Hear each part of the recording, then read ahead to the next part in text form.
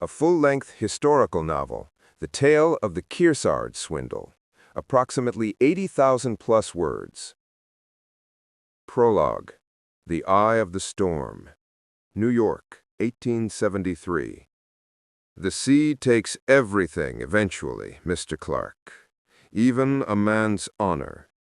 The air in the private smoking room of the Union Club was thick with the scent of aged whiskey, Cuban tobacco, and a palpable tension that cut through the velvet and mahogany luxury. Outside, the clamor of Fifth Avenue in 1873 was a muted roar. Inside, a conspiracy was being silently spun, its threads stretching from this gilded cage to the far-flung Emerald Isles of the Caribbean.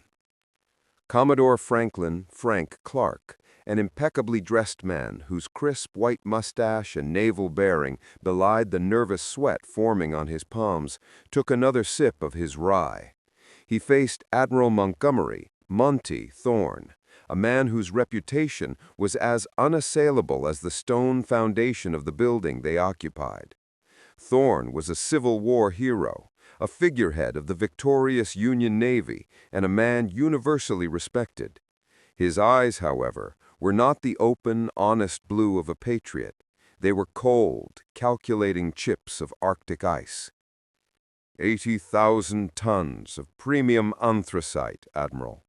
3 ships, Mr. Thompson's entire fleet, vanished. The ledgers show they were loaded at Norfolk. Destination? Destination nowhere that matters, Frank, Thorne interrupted, his voice a low, gravelly whisper. He leaned forward, the gold braid on his uniform sleeve glinting in the gaslight. The receipts, do you have them? Clark nodded, producing a worn leather pouch. Inside, several documents bearing the forged seal of the Navy Department and the bold yet utterly fraudulent signature of the Secretary of the Navy were neatly folded. The coal is gone, the ships are gone, and the Kearsarge, she is supposedly decommissioned and sold for scrap in the Caribbean. All neat and tidy. The Navy audit trail ends with these papers, stating the sale was necessary due to extensive hull damage sustained in the pursuit of Confederate raiders. A beautiful piece of fiction. No one questions the Navy's word, especially not about the Kearsarge. Clark shivered, despite the heat of the room. The Kearsarge was not just a ship, she was a symbol. She was the vessel that had hunted down and sunk the feared Confederate commerce raider, the CSS Alabama, in a legendary duel off the coast of France. To steal her, even on paper, was an act of almost unimaginable hubris and treason. But Admiral, the actual ship, where is she? You can't just make the most famous warship in American history disappear. And what about Captain Harris? He's the one who signed the actual papers, and he's been missing since the supposed sale 3 months ago. Admiral Thorne chuckled, a dry, rasping sound. That, my dear Frank, is the truly astounding part of this entire operation. The captain is indisposed, and the actual Kearsarge? Well, she's about to have an entirely new, unregistered life. She is now under new ownership, sailing under a different flag, and armed to the teeth. Our friends in certain foreign capitals have paid a king's ransom for the use of an American legend, and these ledgers, he tapped the forged papers, will ensure no one in Washington ever looks for her again. It's the perfect historical camouflage. The hook. The legendary USS Kearsarge, the Civil War hero ship, did not, as all official records claim, spend her post-war years in honorable service before a late 19th century demise. It was, in fact, the subject of a staggering multi-million-dollar international conspiracy, a great swindle that stretched across continents and involved the highest ranks of the U.S. Navy, a shadowy cabal of European industrialists, and a secret war fought in the remote corners of the globe. Her official history is a lie, This is the true story of how America's most famous warship was stolen, reflagged, and turned into a weapon for hire, sinking the reputation of the U.S. Navy and nearly sparking a forgotten war. Chapter 1. The Ledger and the Lie. Washington, D.C., 4 months earlier. The Navy Department, a sprawling granite fortress of paperwork and pride, was the last place Ensign Elias Vane wanted to be. A freshly minted graduate of Annapolis, Vane had dreamed of the open ocean, the smell of salt and tar, and the command of a swift cruiser. Instead, he found himself chained to a mahogany desk in the labyrinthine Bureau of Navigation, sorting through stacks of quarterly supply manifests. It was a tedious, soul-crushing assignment. Vane was methodical, almost painfully so, a trait that had earned him the unwanted nickname the accountant among his peers. But his meticulous nature was precisely what led him to the first, almost invisible tear in the fabric of the Navy's flawless financial records. It was a Tuesday late in the evening.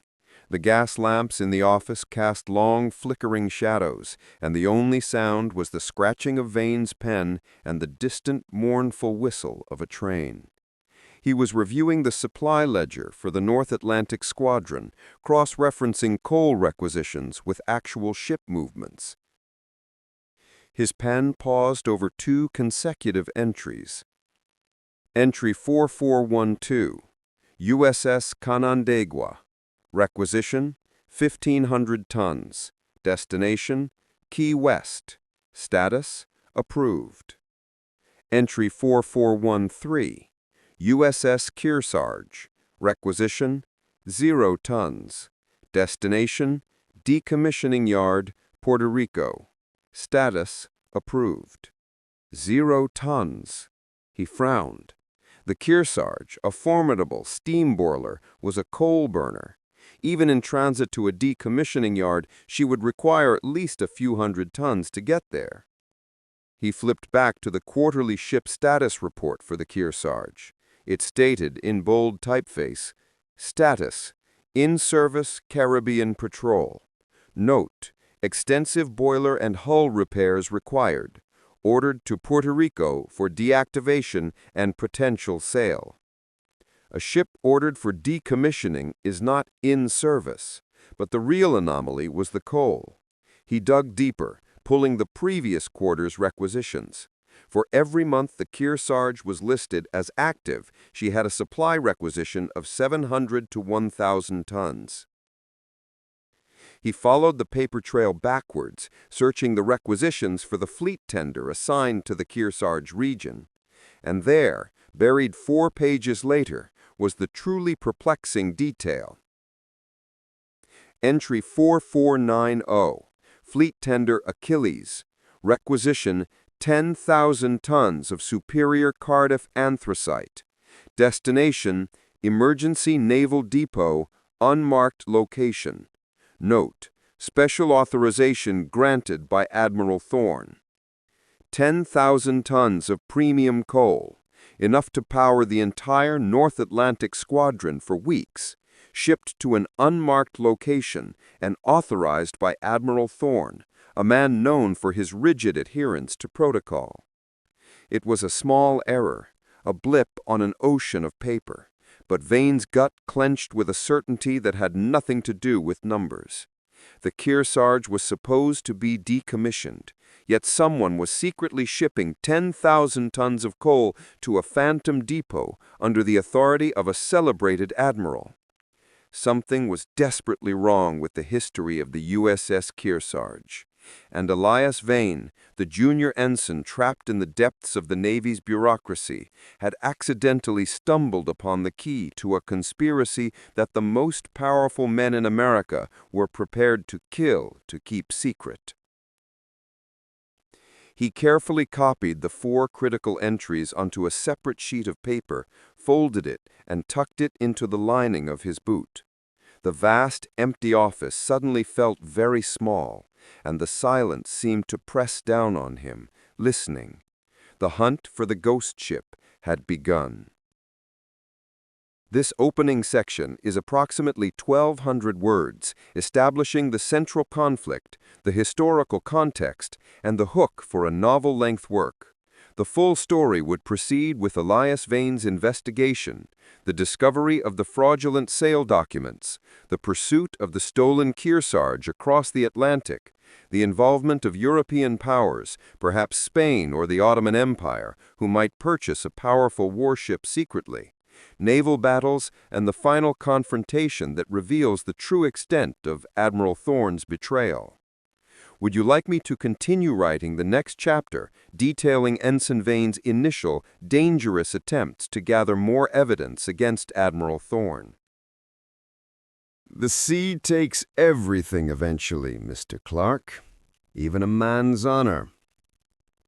The air in the private smoking room of the Union Club was thick with the scent of aged whiskey, Cuban tobacco, and a palpable tension that cut through the velvet and mahogany luxury.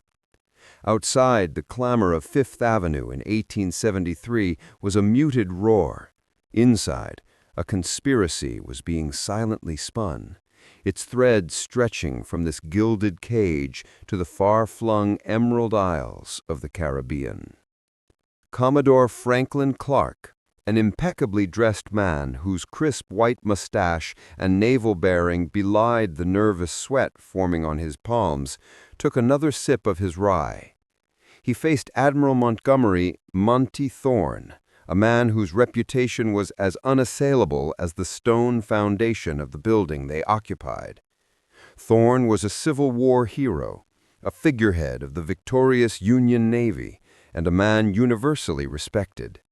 His eyes, however, were not the open, honest blue of a patriot. They were cold, calculating chips of Arctic ice. 80,000 tons of premium anthracite, Admiral, Clark murmured, checking the ornate gold watch in his vest pocket. 3 ships, Mr. Thompson's entire fleet, vanished. The ledgers show they were loaded at Norfolk. Destination nowhere that matters, Frank.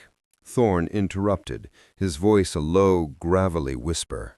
He leaned forward, the gold braid on his uniform sleeve glinting in the gaslight. The point is, the receipts. Do you have them? Clark nodded, producing a worn leather pouch.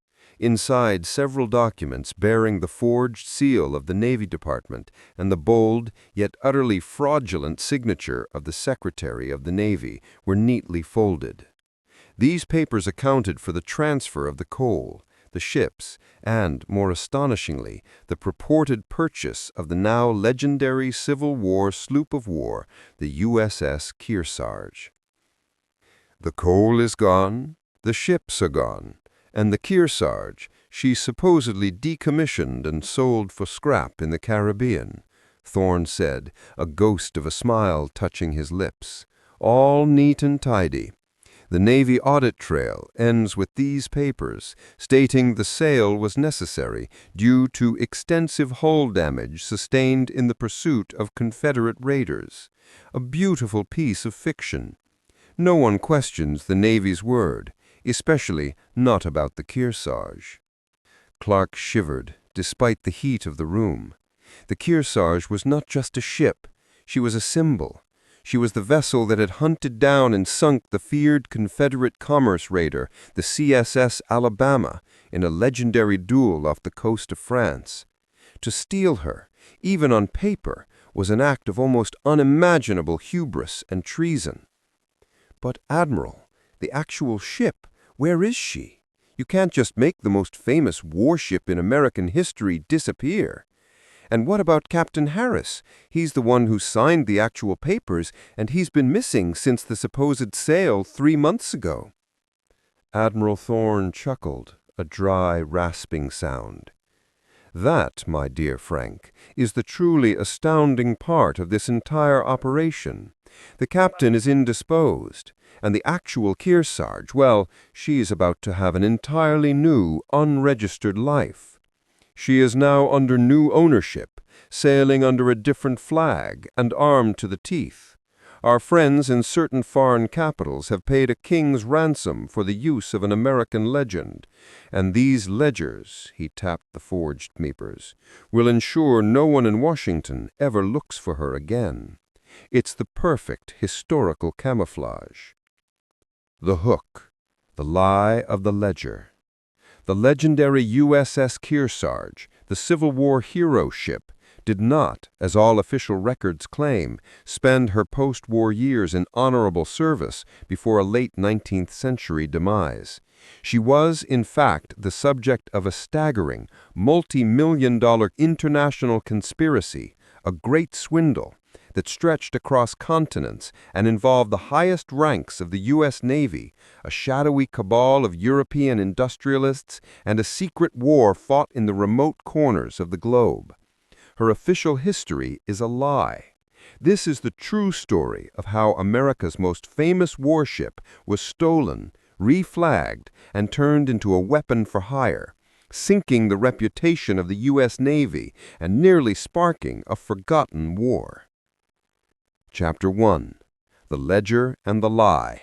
Washington, D.C., 4 months earlier. The Navy Department, a sprawling granite fortress of paperwork and pride, was the last place Ensign Vane wanted to be. A freshly minted graduate of Annapolis, Vane had dreamed of the open ocean, the smell of salt and tar, and the command of a swift cruiser. Instead, he found himself chained to a mahogany desk in the labyrinthine Bureau of Navigation, sorting through stacks of quarterly supply manifests. It was a tedious, soul-crushing assignment. Vane was methodical, almost painfully so, a trait that had earned him the unwanted nickname, the accountant, among his peers. But his meticulous nature was precisely what led him to the first, almost invisible tear in the fabric of the Navy's flawless financial records. It was a Tuesday, late in the evening. The gas lamps in the office cast long, flickering shadows, and the only sound was the scratching of Vane's pen and the distant, mournful whistle of a train. He was reviewing the supply ledger for the North Atlantic Squadron, cross-referencing coal requisitions with actual ship movements. His pen paused over 2 consecutive entries. Entry 4412, USS Canandaigua, requisition, 1,500 tons, destination, Key West, status, approved. Entry 4413, USS Kearsarge, requisition, 0 tons, destination, Decommissioning Yard, Puerto Rico. Status, approved. 0 tons? Vane frowned. The Kearsarge, a formidable steam sloop, was a coal burner. Even in transit to a decommissioning yard, she would require at least a few hundred tons to get there. He flipped back to the quarterly ship status report for the Kearsarge. It stated, in bold typeface, status, in service, Caribbean Patrol. Note, extensive boiler and hull repairs required. Ordered to Puerto Rico for deactivation and potential sale. Vane tapped his pen against the page. A ship ordered for decommissioning is not in service. But the real anomaly was the coal. He dug deeper, pulling the previous quarter's requisitions. For every month the Kearsarge was listed as active, she had a supply requisition of 700 to 1,000 tons. He followed the paper trail backwards, searching the requisitions for the fleet tender assigned to the Kearsarge's region. And there, buried 4 pages later, was the truly perplexing detail.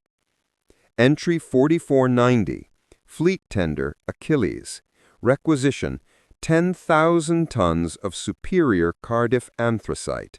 Destination, Emergency Naval Depot, unmarked location.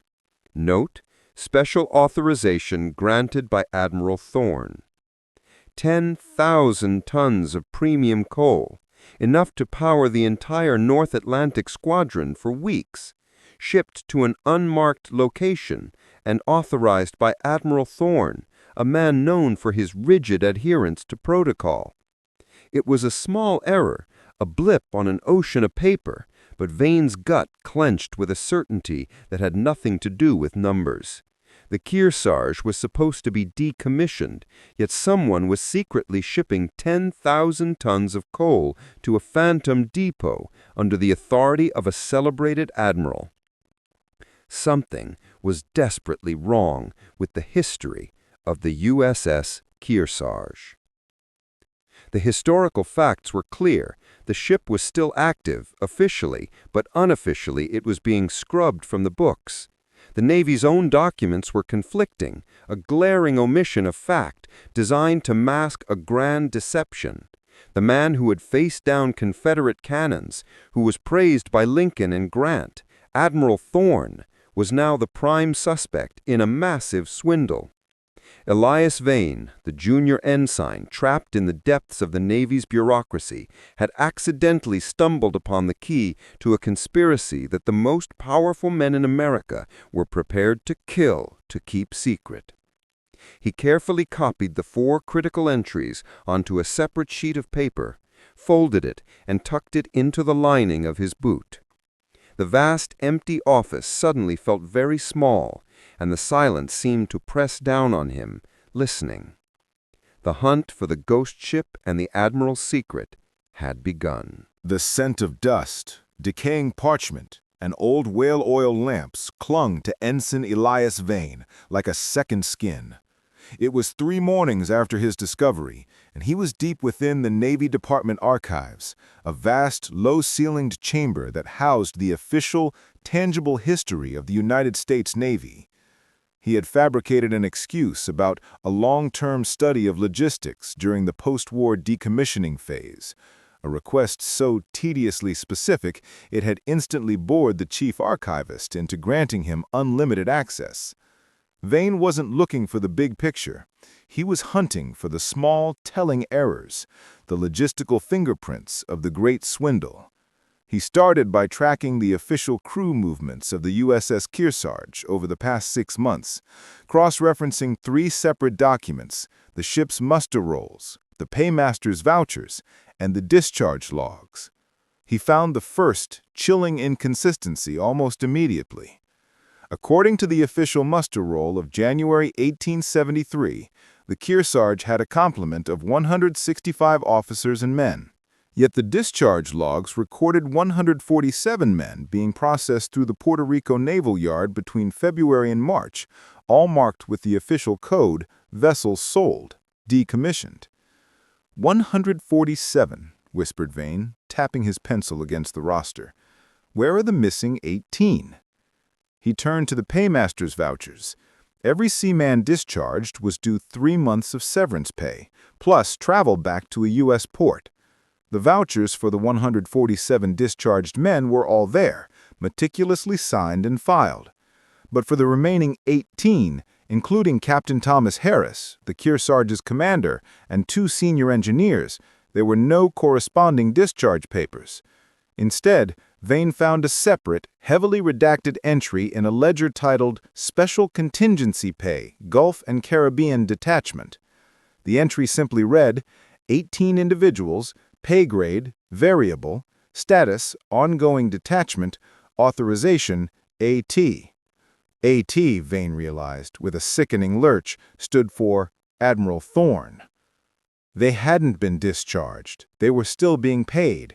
18 loyal crewmen, 2 senior officers, and the captain of a supposedly decommissioned ship were officially on a highly classified, ongoing mission, a mission that absolutely could not be recorded in the public rolls. These men were the ones who had remained with the vessel, the ones who had sailed the stolen Kearsarge into its new secret life. The conspiracy was no longer just about paper and coal. It was about people. Vane now had to assume that Captain Harris and his remaining loyal crew were either willing co-conspirators or, more terrifyingly, hostages. A fatal flaw and a warning. Vane was so engrossed in connecting the dots that he didn't hear the light, purposeful tread of the boots behind him until a shadow fell across his ledger. "That's a rather exhaustive review, Ensign," a smooth, cultured voice observed. Vane jumped, turning to find Commander Silas Everett leaning against a mahogany shelving unit.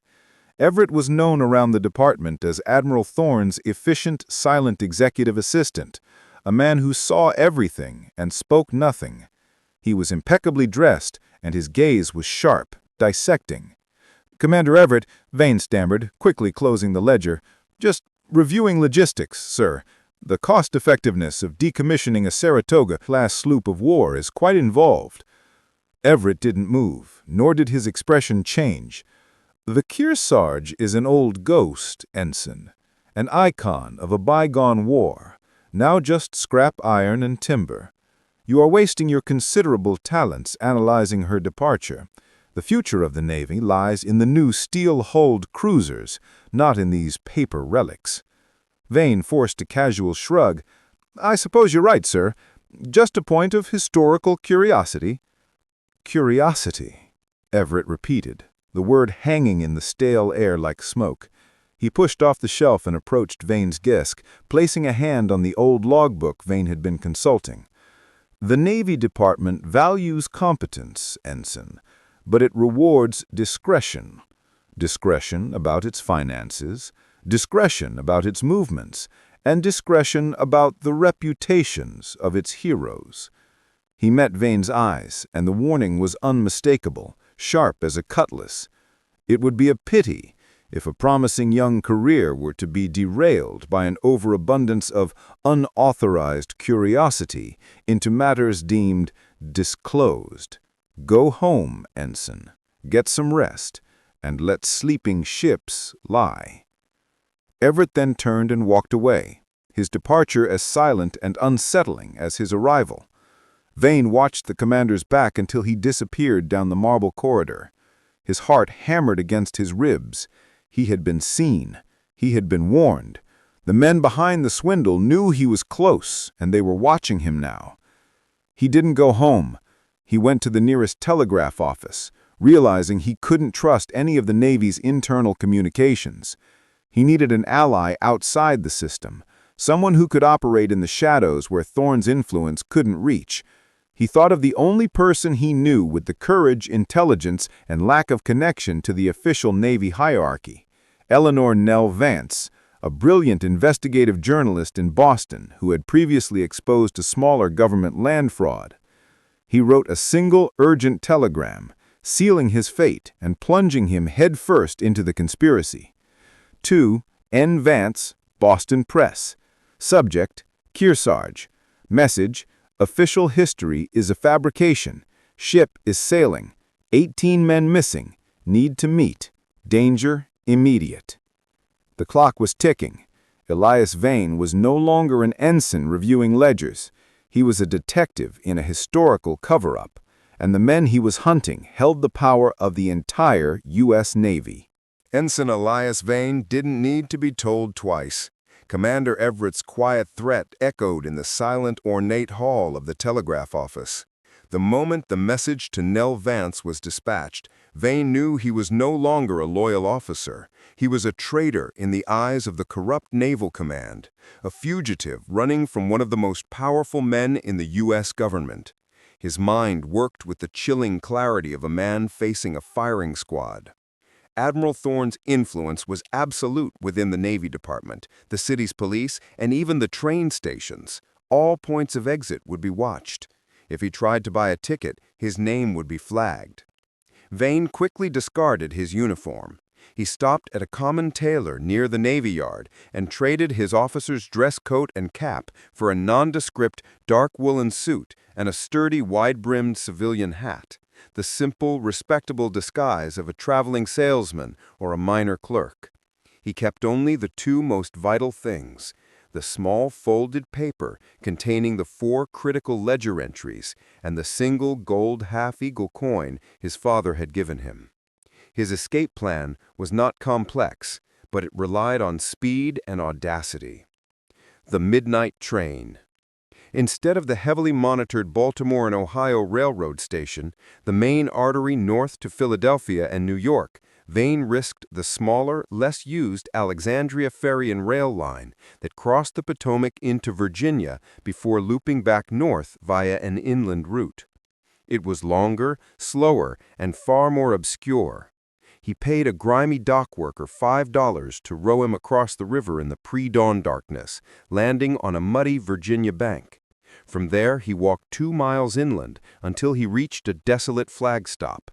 He bought a cash-only ticket to Providence, Rhode Island, assuming that anyone tracking him would look for a ticket to Boston. The next 24 hours were a blur of rattling iron, coal smoke, and paranoia. Every tall, silent man in a dark coat, every uniformed conductor checking tickets made his muscles tense. He slept fitfully, clutching the damning evidence in his boot, reviewing the details he had memorized. Entry 4413, Kearsarge, 0 tons. Entry 4490, Achilles, 10,000 tons. AT authorization. He knew that as soon as Thorne realized Vane hadn't reported for duty, the manhunt would begin.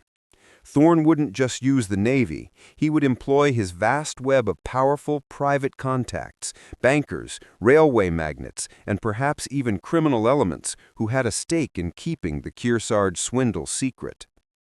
The journalist in the lion's den. On the second morning, Vane arrived in a cold, drizzling Providence. He immediately sought out a clean private telegraph office and sent a second coded message. To N. Vance. Message, Providence Station, 10 a.m. Look for the salesman with the Philadelphia Gazette. Vane bought the specified newspaper and walked to the train platform. He stood next to the colossal, steaming engines, his heart pounding in time with the rhythmic chuffing. Promptly at 10 a.m., he saw her. Eleanor Nell Vance was not what the Navy expected a journalist to be. In an age where investigative reporting was a man's world, Nell was a quiet, formidable force. She was dressed in an elegant yet practical tailored suit, her dark hair pulled back severely. She carried no notebook, only a small leather satchel, and she surveyed the platform with the calm, assessing gaze of a seasoned detective. Vane caught her eye, gave a subtle, almost imperceptible nod, and tucked the Gazette prominently under his arm. Nell didn't rush. She walked slowly toward him, her hand casually slipping inside her satchel, likely clutching a derringer, Vane suspected, or something equally useful. "Good morning, sir," she said, her voice low and even, devoid of any emotional register. "I hope your travels from Philadelphia were productive." "Tiring, ma'am, but the delivery is essential. It's much heavier than it looks." Nell glanced at the Gazette. A diversion, not the actual package. She said, "I specialize in handling heavy packages, but we won't discuss them here. There's a carriage waiting outside for the transfer. Follow me, but don't walk beside me." As they moved toward the station exit, Nell subtly nodded toward a figure standing near the ticket booth, a thick-set man in a bowler hat, holding a newspaper, but clearly reading the faces of the departing passengers. "Do you know him?" she murmured. Vane took a swift look. The man had the watchful, too-still posture of a former military man. "No, but I recognize the type. He's watching for someone running." "Then we're on the clock," Nell stated simply. "We're taking the carriage to my publisher's office in Boston. It's the only place I can guarantee privacy and a strongbox for the evidence. Be prepared for a fast ride." Outside, a nondescript, closed black carriage awaited them. Vane and Nell climbed inside. The moment the door slammed shut, the driver whipped the horses into a frenzied gallop, tearing them away from Providence and the tightening net of Admiral Thorne's conspirators. Inside the rattling carriage, under the pretense of discussing dry goods prices, Vane reached into his boot and finally pulled out the folded ledger notes, the true history of the USS Kearsarge. "Miss Vance," Vane said, his voice shaking with a mix of exhaustion and relief, "the hero ship didn't just sail away, she was stolen, and I know who did it." Nell's eyes, keen and sharp, finally showed a flicker of emotion, professional hunger. "Tell me everything, Ensign," she commanded, taking the fragile piece of paper. "Start with the Admiral."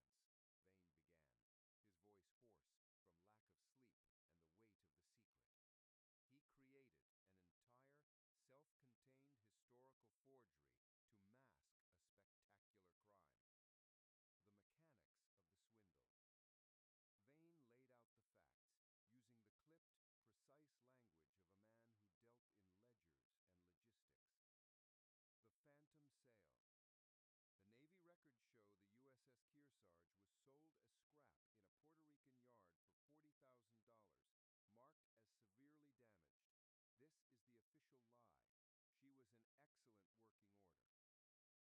The coal camouflage. The Kearsarge requires about 500 tons of coal for a voyage to the Caribbean. The Navy ordered 0 for her. Instead, Admiral Thorne authorized a special shipment of 10,000 tons of premium Cardiff anthracite, the highest quality,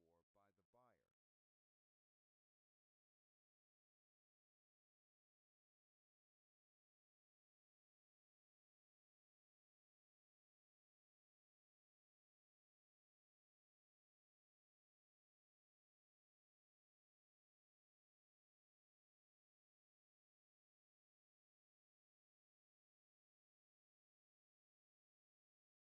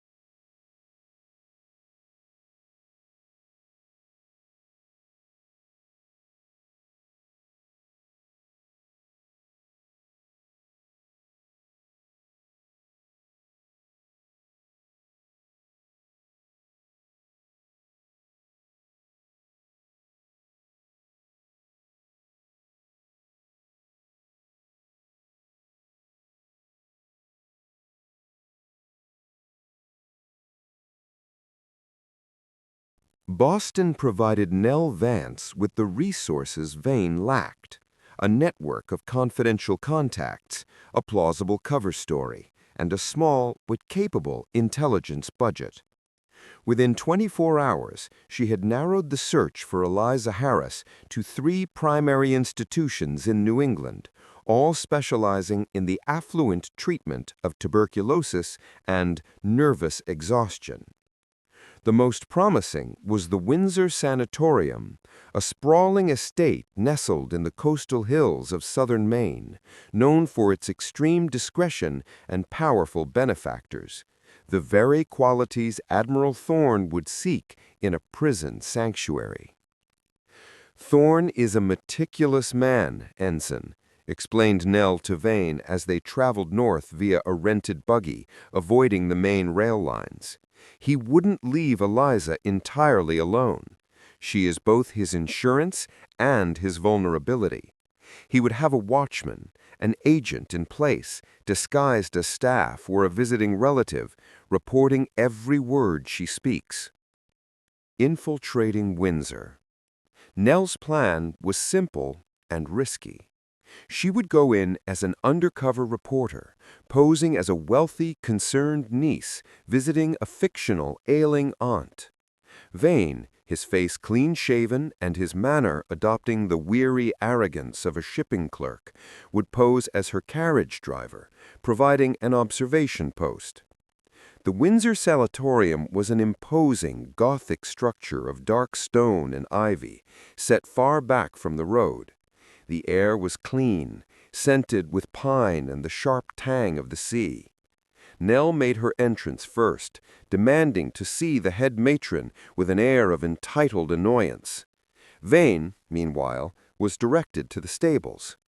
As he was unhitching the horses, he noticed him, a broad-shouldered man, slightly too young to be a caretaker, wearing the ill-fitting coarse tweed jacket of a groundsman. He was pruning a rosebush, but his eyes weren't on the thorns. They were sweeping the grounds, calculating the angles of the windows, and, most tellingly, flicking glances at the main entrance where Nell had disappeared. Vane approached the man, affecting a rough conversational tone. "Miserable weather for roses, ain't it? I'm Frank, haulin' Miss Vance up from Boston. Your work here long?" The man stopped pruning and slowly straightened up. His face was granite, his eyes cold and devoid of curiosity, the hardened gaze of a man trained not to react. "Long enough," he replied, his voice a low, flat monotone. "Call me George. We prefer quiet here. You can leave the rig by the cedar tree." George then turned and walked toward the staff entrance. Vane noticed the man's gait, a peculiar rolling walk, almost imperceptible to the untrained eye, but instantly recognizable to a naval officer. George was a sailor. His bearing, the squared shoulders, the way he held his hands, it was all drilled discipline. He wasn't a groundsman. He was Thorne's watchman. The coded exchange. Vane realized he could not simply wait. If Nell was discovered, or if George reported any anomaly, their operation would collapse. He needed to get a message to Nell immediately. He found a piece of charcoal and, drawing on his brief tenure in the Navy Logistics Office, devised a simple, immediate code based on common naval terminology. He scrolled a note on the inside of his hat using the names of ships. Ulysses near Alabama target. Signal is Boston Light.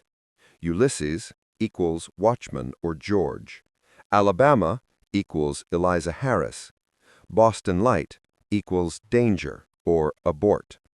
He found the youngest stable boy and gave him a 25-cent piece, a king's ransom. "Take this hat immediately to the lady's driver, Miss Vance, and say you found it in the buggy. Be discreet." Vane then positioned himself near a rear window that overlooked the main solarium, where patients often took their afternoon tea. He waited, his heart pounding a frantic rhythm against his ribs. The meeting with Eliza Harris. Inside, Nell had managed to charm the matron into allowing a brief viewing of the facilities, a thinly veiled inspection that brought her directly to the patient common rooms. She saw her immediately. Eliza Harris was sitting by a massive bay window, wrapped in a thick shawl. She was shockingly pale, her body frail, but her eyes held a defiant spark that belied her illness. She was not a broken woman. She was a captive. Nell approached her table, adopting a warm, falsely conspiratorial tone. "Mrs. Harris, forgive me. My aunt, Mrs. Penelope, insisted I look for her here. She mentioned you were the only one who truly understood the Boston Light weather system. I hope I'm not disturbing your rest."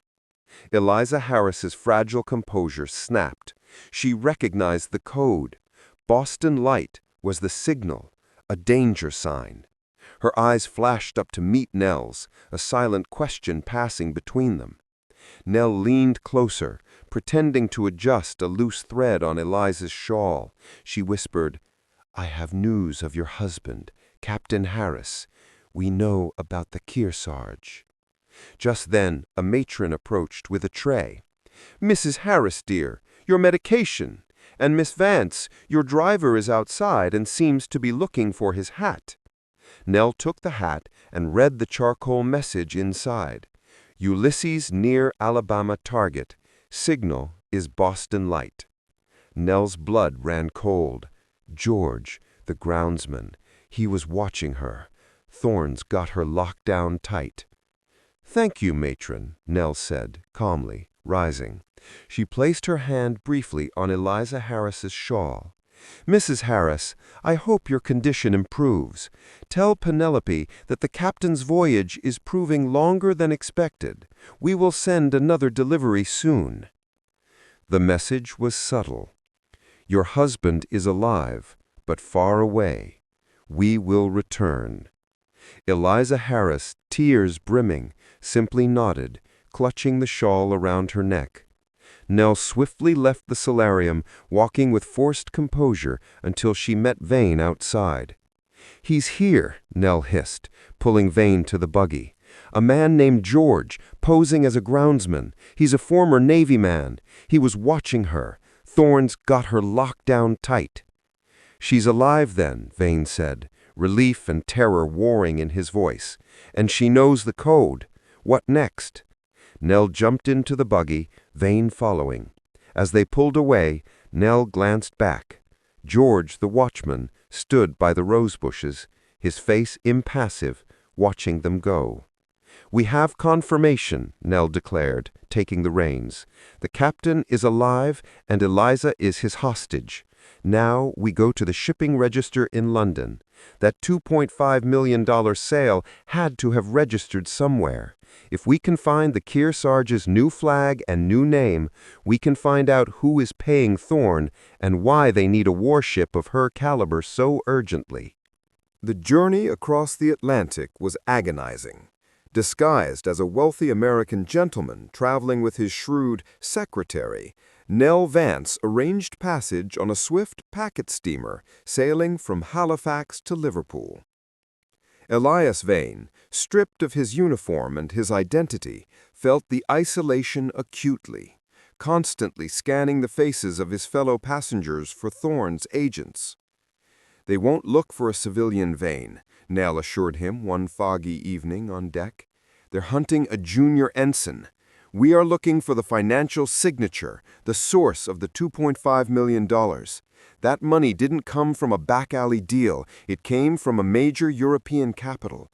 And for a ship to sail, it must be registered." Their destination was Lloyd's Register of Shipping in London, the global repository of vessel ownership, construction, and classification. Infiltrating Lloyd's. London was a city of perpetual, smoky chaos, a perfect shroud for espionage. Nell, leveraging her contacts in the European press, managed to secure an introduction to a minor but deeply placed clerk at Lloyd's, a man named Barnaby Wilkes, who was more loyal to coin than crown. Vane, the accountant, knew exactly what he was hunting. Large, untraceable transactions like the one Thorne orchestrated were often masked by a phenomenon known as a dummy corporation or a paper ship. A single, recently incorporated vessel, perhaps a small merchant schooner, would be used as the legal entity for the massive transaction, its paltry paperwork masking the purchase of the true prize. Nell and Vane met Wilkes in a dingy gas-lit tavern near the docks. Wilkes, thin and perpetually nervous, took a thick wad of American dollars with trembling hands. "I need the registry entries for any vessel incorporated in the past 6 months with an assigned value exceeding £500,000. Nell omitted the true $2.5 million figure to protect the secret. Specifically, look for any new corporation whose primary director is listed under a holding company in the Azores or Gibraltar." Wilkes returned 3 days later, paler and more agitated. "Only one," he whispered, wiping sweat from his brow. "Only one fits the profile. Registered 3 months ago, exactly when the Kearsarge disappeared." He slid a single sheet of paper across the table. The paper ship and the true buyer. The paper listed a small, recently built 3-masted schooner named the Vespucci. Its listed value was a mere £15,000, but the details below were staggering. Owner, the Ponto-Caspian Investment Consortium. Primary director, Count Sergei Volkov, listed with a Moscow address, but known to be operating out of the Russian diplomatic office in Paris. Classification, registered as a merchant transport. Note, the registration required a private guarantee of £520,000 held in trust by the Ponto-Caspian Consortium to cover, quote, potential losses to cargo. Vane traced the line of text with his finger, his eyes gleaming with triumphant calculation. The Vespucci is the paper ship. The guarantee is the actual price for the Kearsarge. Thorne didn't sell her to an American mogul or the Spanish. He sold her to the Russians. Nell leaned back, the tavern's stench suddenly tasting like the bitter smoke of international conflict. The Ponto-Caspian Consortium. That's a front for the Tsarist Empire. They're aggressively expanding their naval presence in the Black Sea and the Mediterranean. An American Civil War legend, fast and heavily armed, is the perfect untraceable weapon to challenge the British and Ottoman navies without officially declaring war. The implications were chilling. Admiral Thorne hadn't just committed fraud, he had committed high treason, selling a powerful U.S. warship to a burgeoning European empire poised for conflict.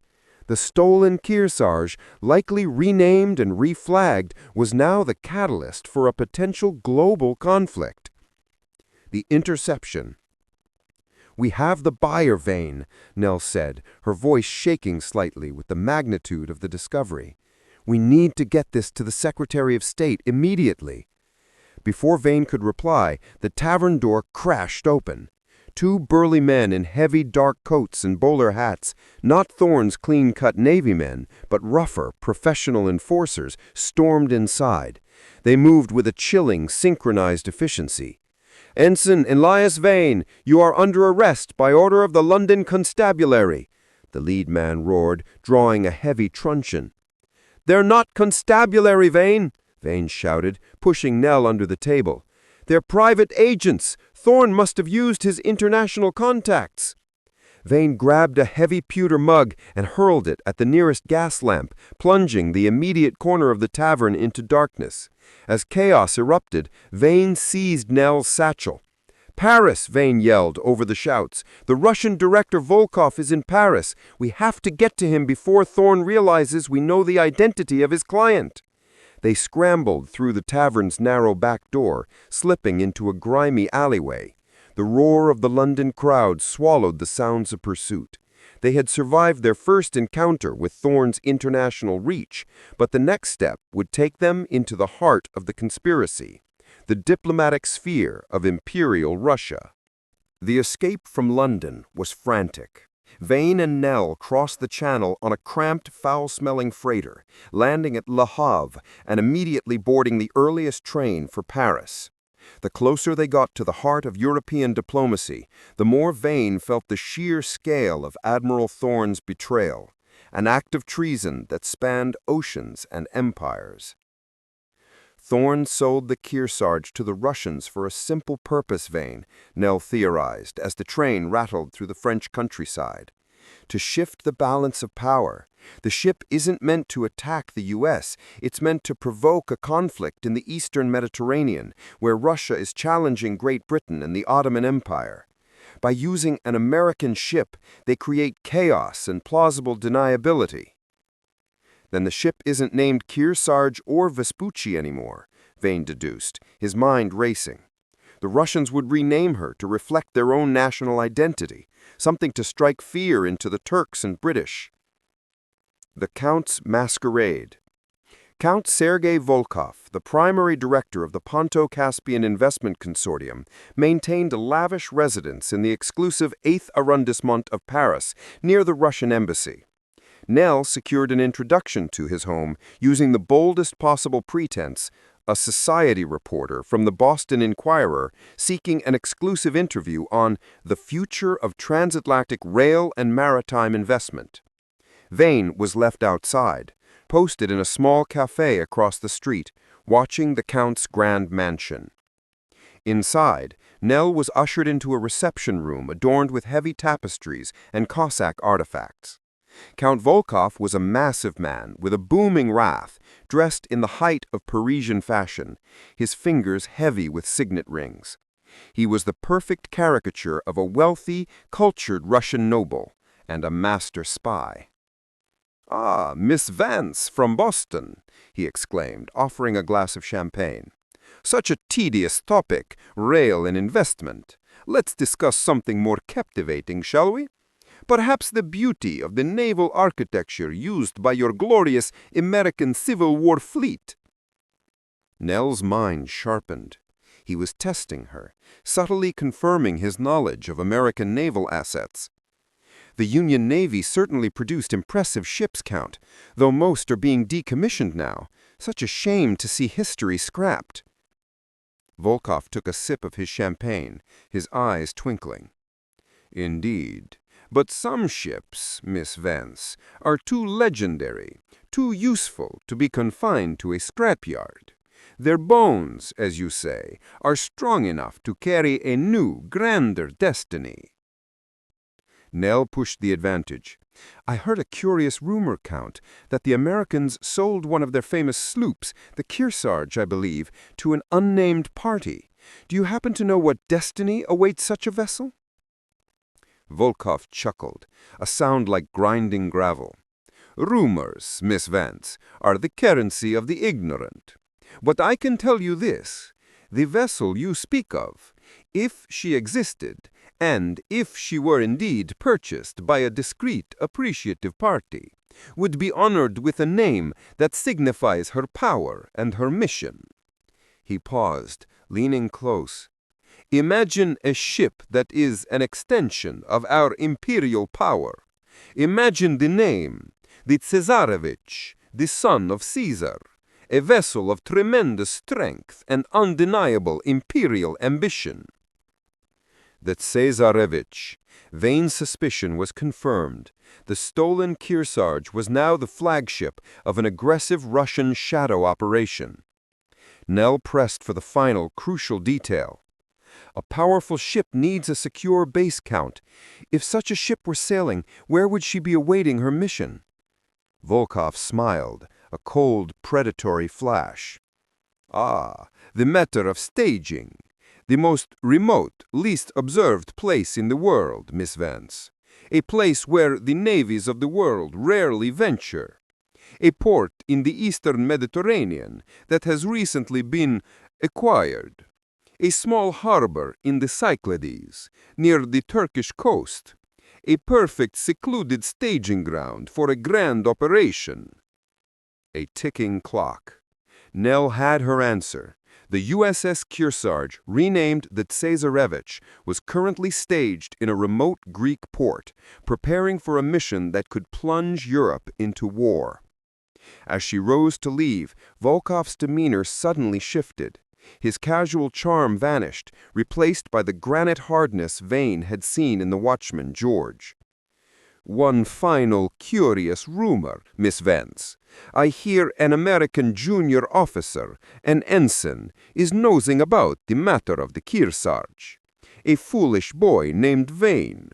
He seems to have misplaced his documents, and perhaps his life. Do tell your publishing friends that such a man would be wise to remain in the shadows, or risk having the shadows swallow him whole." Nell left the mansion, her composure strained but intact. Volkov knew. Thorne had alerted his partners and the net was tightening. She rushed across the street and pulled Vane out of the cafe. "He knows your name, Vane, and he gave me the location, a secluded port in the Cyclades. The ship is ready to sail and trigger a war." They had the ship's new identity and its location, but they only had paper evidence and a desperate theory. They still needed the irrefutable, living witness, Captain Thomas Harris. "We must find Harris," Vane insisted, pulling Nell toward the train station. "He's the only man who can prove that Tsarevich is the stolen Kearsarge and expose Thorne's treason before the ship fires its first shot. We have to get back to Eliza." Their mission had come full circle. The only way to stop a warship halfway across the world was to return to the fragile, ailing woman being held captive in a remote New England sanitarium.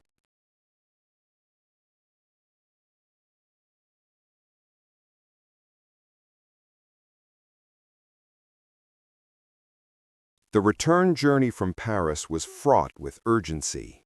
Vane and Nell had the motive, Russian expansion, the method, Thorne's treason, and the outcome, a renamed warship in the Cyclades. But they still lacked the irrefutable evidence that would stand up in a congressional inquiry. Captain Harris's testimony or a physical document signed by him detailing the coercion. They had one target, Eliza Harris, the captain's sick wife, sequestered at the Windsor Sanatorium. "Thorne won't have the same patience now," Nell warned, as they secured rooms at a small inn miles from the sanatorium. "He knows we are asking questions, and Volkov has confirmed his suspicions. He will move to silence Eliza, not just guard her." The hidden signal. The following morning, Vane returned to the perimeter of the sanatorium, disguised now as a utility worker checking the ground's well lines. He saw the watchman, George, the former Navy man, but something had changed. George was no longer merely observing. He was actively supervising the loading of a small black carriage, a private ambulance, parked near a secluded side entrance. He was moving Eliza Harris. Vane knew the delay had cost them. Thorne was eliminating the evidence. They had to act immediately. Vane found the young stable boy who had carried his coded hat message weeks ago and gave him a final, heavy silver dollar. "I need you to take a message to Mrs. Harris. Tell her this and only this. The captain's new flag is the Tsarevich." The code was designed to be unmistakable.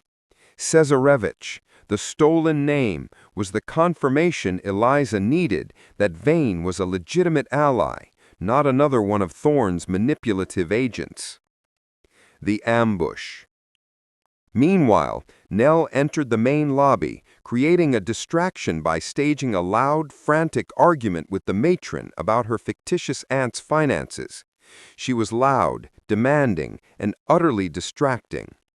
As the matron was occupied, Vane slipped around the back to the seclusion wing where the carriage was waiting. George was directing two large orderlies who were carefully helping the extremely frail Eliza Harris into the ambulance. Vane rushed forward, dropping his utility tool belt with a loud metallic crash. Hold on, the cable line runs right under this carriage. If you move now, you'll disrupt the entire compound's water supply." George spun around, his hand instinctively going to the small, concealed revolver he carried. "Get out of here, workman. We have urgent transfer orders." "Transfer orders?" Vane snapped, staring directly at Eliza, who was now fully seated in the carriage. "Where are you taking her, George? Back to Norfolk, or somewhere deeper than that?" Eliza Harris, recognizing the familiar utility man, suddenly spoke, her voice thin but sharp. "Where is the captain, George? Did he tell you about the Cesarevich?" George froze, his face registering pure shock. Cesarevich. The code word had worked. Eliza knew everything. "Get her in, now!" George roared, shoving the orderlies. Vane lunged at the nearest orderly, tackling him. The distraction was enough. Nell, having heard the commotion outside, burst from the main building and ran toward the melee. "Leave her alone, George!" she shouted, drawing the small, pearl-handled derringer she kept in her satchel. "The game is over. We have the registry records from Lloyd's, and we know Thorne sold the USS Kearsarge to the Russians." George realized he was exposed. His orders were absolute. Move Eliza and eliminate anyone who knew the name Cesarevich. He pulled his revolver and fired a wild shot that splintered the carriage door.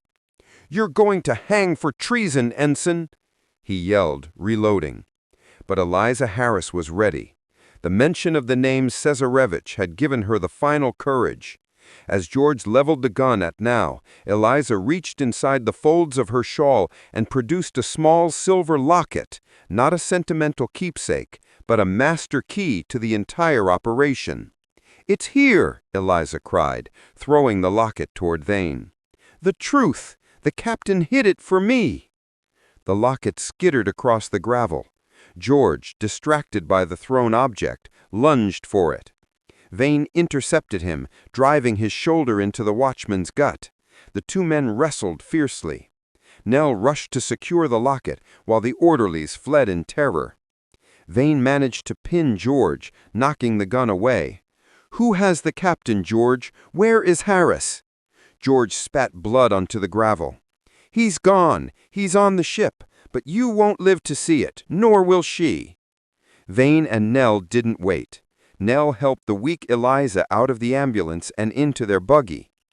Vane snatched up the locket and the revolver. The locket was heavy, its silver engraved with the image of a ship, the Kearsarge. It wasn't just a locket, it was a false-bottomed container. The final proof. As they sped away, the sounds of distant horns and horses suggested official pursuit had begun. Now expertly navigated the carriage through the back roads. "The locket, Vane! Open it!" Vane forced the spring latch. Inside, folded into a minuscule square of linen, was a piece of paper. It was not Captain Harris's signature on a confession. It was something far more damning. It was a coded sailing itinerary and ledger.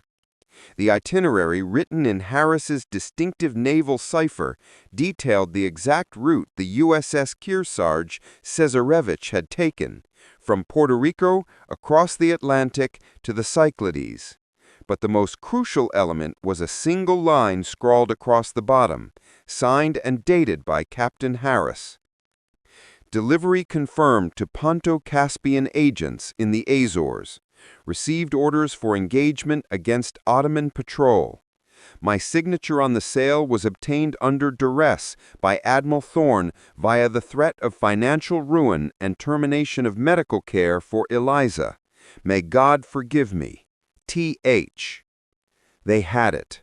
The captain's coded statement, the ship's route, the buyer's name, and the admiral's treasonous motive, all sealed within a single silver locket. "We have to get this to the Secretary of State, Vane," Nell said, tears of adrenaline and triumph streaming down her face. "Now we can stop the war." Chapter 9. The Reckoning. Washington, D.C. 10 days later. Vane and Nell risked the fastest routes back to Washington, hiding Eliza Harris at a trusted, undisclosed safe house in Baltimore. Nell, leveraging her journalistic credentials and the explosive nature of the documents, forced a clandestine meeting with the Secretary of State, a politically savvy but independently honorable figure known for his cautious patriotism. Vane, meanwhile, prepared to deliver the final blow. The impeachment gambit. The meeting took place in the Secretary's private library, well away from the Navy Department's reach. Nell laid out the full narrative: the ledger discrepancies, the Russian syndicate, the renamed Cesarevich, and the forced confession of Captain Harris. The Secretary read the coded itinerary and Harris's statement, his face paling with every word. "Good God! Thorne has sold us into a war. If the Russians use an American ship to sink a Turkish vessel, Great Britain will be drawn in. We will be blamed." He immediately ordered the Navy to scramble a small, highly trusted task force to the eastern Mediterranean to intercept the Cesarevich before its first action, sending a coded cable that bypassed all normal channels. The Secretary then turned to Vane. "Ensign, you have exposed the greatest act of treason since the Civil War. But to truly secure justice, you must confront Admiral Thorne directly and publicly. I need you to present the original ledger evidence to the Congressional Appropriations Committee during their review of naval spending before I can authorize his arrest." The impeachment gambit. The next day, Admiral Thorne sat at the head of the Appropriations Committee hearing, radiating confidence and untouchable authority. He dismissed the recent absurd rumors of a missing warship as yellow journalism and the foolishness of a misguided junior officer. Then Ensign Elias Vane, escorted by the Secretary of State and Nell Vance, walked into the packed hearing room. Vane was no longer the nervous accountant. He was a man armored by truth. Vane presented his evidence: the copy of Entry 4413, Kearsarge, 0 tons, and Entry 4490, Achilles, 10,000 tons. The original ledger pages he had risked his life to copy. "Admiral Thorne," Vane stated, his voice ringing with clear authority, "these records prove that you authorized 10,000 tons of coal for a ship you claimed was scrapped to an unregistered depot. Furthermore, this document, signed by Captain Thomas Harris, details how you blackmailed him to sign the fraudulent sales papers in exchange for the life and medical care of his wife, Eliza Harris. I place the captain's signed statement